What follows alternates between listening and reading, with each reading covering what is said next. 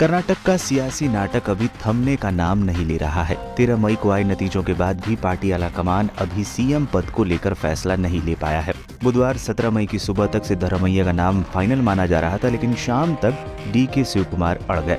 दोनों ही दिग्गज नेता हैं और मुख्यमंत्री पद पर दावा ठोक रहे हैं। इस बीच आलाकमान के लिए किसी एक को चुनना बहुत मुश्किल फैसला हो रहा है। सूत्रों का कहना है कि डीके शिवकुमार भी मुख्यमंत्री पद के लिए अड़े हुए हैं। इस बीच पार्टी में 2.5 साल के फॉर्मूले पर भी चर्चा हुई। इस पर भी डीके शिवकुमार ने शर्त जाहिर कर दी है। सूत्रों की माने तो डीके शिवकुमार का कहना है कि अगर ये एक साझा समझौता है तो भी पहले 2.5 साल का कार्यकाल मुझे दिया जाए, जबकि दूसरा सिद्धरामैया को।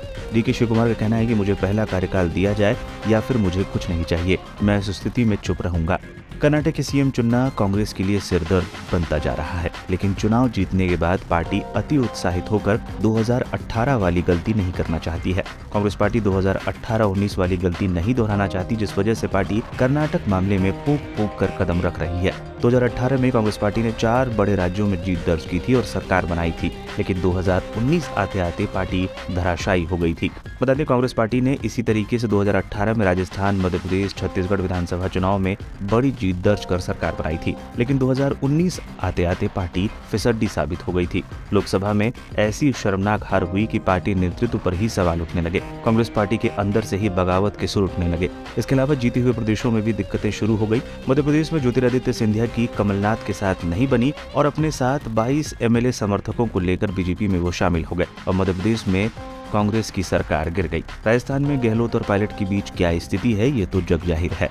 कई बार राज्य में ऐसी नौबत आ चुकी है कि गहलोत की सरकार गिर जाएगी। छत्तीसगढ़ में भी टीएस सिंहदेव गाहे बगाहे अपने सुर ऊंचे करते रहते हैं। बघेल ने मामला अब तक संभाला हुआ है, वरना यहाँ से भी पार्टी के हाथ से प्रदेश कई बार निकलता हुआ नजर आया।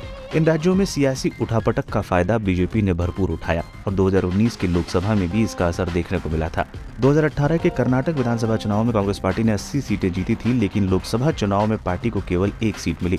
राजस्थान में 2018 में विधानसभा चुनाव में 99 सीटें मिली थी, लेकिन लोकसभा 2019 में एक भी सीट नहीं जीत सकी थी। मध्य प्रदेश में 2018 के विधानसभा में कांग्रेस पार्टी ने 114 सीटें जीतकर कमलनाथ के नेतृत्व में सरकार बनाई थी, लेकिन लोकसभा 2019 में केवल 1 सीट पार्टी को मिली थी। वहीं छत्तीसगढ़ में 2018 के विधानसभा चुनाव में कांग्रेस को 68 सीटें प्राप्त हुई थी और सरकार बना ली थी, लेकिन 2019 की लोकसभा में केवल 2 सीटों पर पार्टी सिमट गई थी। 2024 में एक बार फिर लोकसभा चुनाव है और 2023 में कर्नाटक जैसे बड़े राज्य में 135 सीटें लाकर कांग्रेस ने शानदार प्रदर्शन किया है। इस साल कई और महत्वपूर्ण राज्यों में चुनाव है। कांग्रेस एक बार फिर वही गलती नहीं दोहरा सकती, इसलिए कर्नाटक के मामले में कांग्रेस काफी सतर्क नजर आ रही है, लेकिन मामला काफी पेचीदा है। कांग्रेस पार्टी का एक गलत फैसला उन्हें न सिर्फ राज्य में नुकसान पहुंचा सकता है, बल्कि आने वाले लोकसभा चुनाव में भी पार्टी को बड़ी कीमत चुकानी पड़ सकती है।